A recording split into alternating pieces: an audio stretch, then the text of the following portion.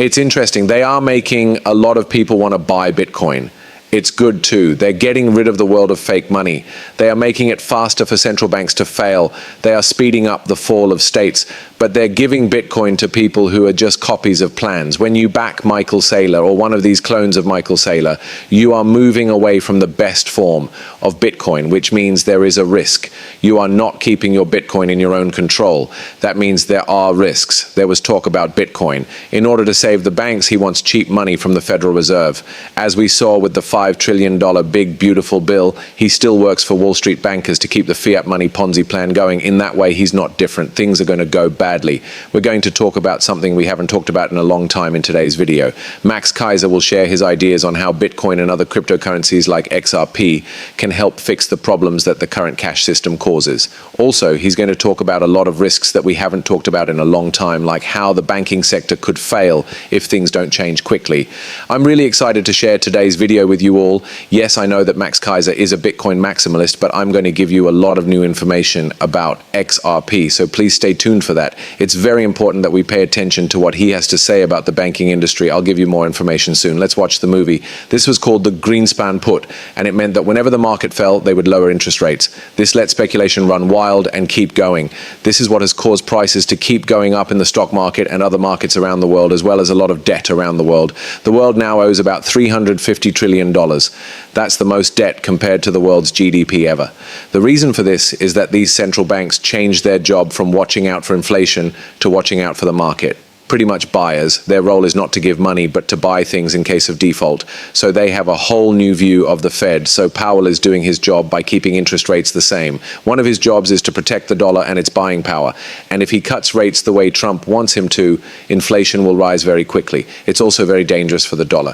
Bitcoin will also, of course, go through the roof. However, it will be very bad for the business. The myth that lower rates make people want to buy things is not true. That is a lie made up by Keynesians.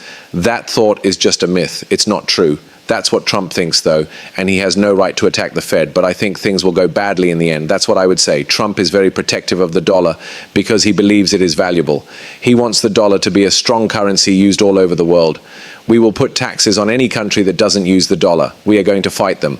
The dollar, like all world reserve currencies, has a lifespan, though, and that lifespan is over. The dollar is no longer the world's main currency. Bitcoin will also become the standard around the world. Doesn't get that. He doesn't know anything about Bitcoin. You should know that there are 5 levels of Bitcoin knowledge. The first one is that I just learned about Bitcoin, how to fix it.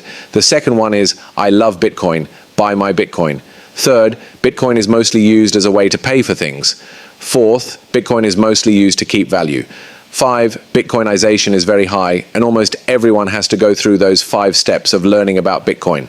When Trump is on level 2, he's like, I love Bitcoin, buy my coin, right? He has a Trump coin, a meme coin, and a lot of other stuff. It looks like he's not even halfway through learning about Bitcoin yet. He doesn't really understand Bitcoin in a deeper, important way. He's going to make a lot of mistakes because he's new. A lot of people get tired of joke coins and altcoins, but he's going to destroy a country in this case. To country, the US, they're not making as much progress as they should. Where is the strategic store for Bitcoin? Which ones are those? Where is that? It's not going to happen. The Fort Knox hasn't been checked out yet. It didn't happen. The US says they have $200,000 in Bitcoin. That's not true. Bitfinex owns the 100,000. They don't have jack. We're going to live in a world where the US plays bluff with twos. Also, El Salvador has a lot of good cards, are very Bitcoin rich, with over $100 worth of Bitcoin per person. So it's in the top 3. Bhutan has the most Bitcoin per person, and Kazakhstan or some other country also has a very high Bitcoin per capita. El Salvador is the next one. These 3 countries are at the front of the Bitcoin change around the world. The US isn't even in the top 10. The US is losing and it's behind. Bitcoin and the dollar can't live together. They are starting to understand this and are slowing down the process of passing some of these laws. That being said, I do get that Max Keiser is really into Bitcoin, but what he doesn't seem to understand is that Bitcoin isn't the only cryptocurrency out there, and people don't just use Bitcoin to store value.